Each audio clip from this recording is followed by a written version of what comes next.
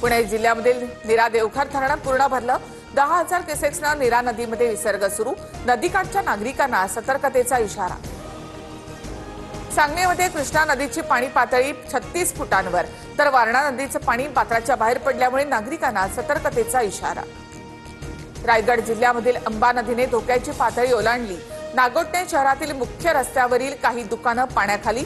वाढत्या पाण्यामुळे नागरिकांना सतर्कतेचा इशारा। नांदेडच्या मुखेड तालुक्यामधील अतिवृष्टीचा रावणगाव आणि हसणा गावाला मोठा फटका। लेंडी नदीला आलेल्या पुरात अनेक घरं उद्ध्वस्त, तर जिल्हा परिषद शाळेमध्ये चिखलाचं साम्राज्य। राज्यातील सहकारी संस्थांच्या निवडणुका पुढे 30 सप्टेंबर पर्यंत पुढे ढकलल्या। पूरस्थितीमुळे सहकार विभागाचा निर्णय। 25 ऑगस्टला वराह जयंती साजरी करा, मंत्री नितेश राणे यांचं मुख्यमंत्री फडणवीसांना पत्र। तर शाळा कॉलेजेसमध्ये व्याख्यानाद्वारे वराह भगवानाचा इतिहास सांगण्याची मागणी।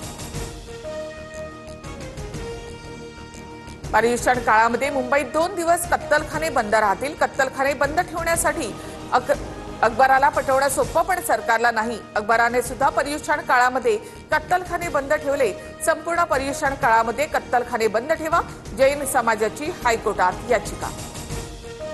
वनताराच्या टीमकडनं कोल्हापुरातील नांदणी मठाच्या जागेची पाहणी। माधुरी हत्तीसाठी नांदणी मठात पुनर्वसन केंद्र सुरू केलं जाणार।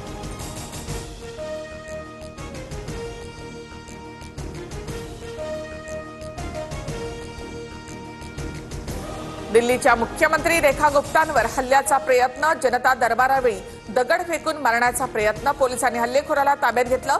हत्येच्या प्रयत्नाचा गुन्हा दाखल।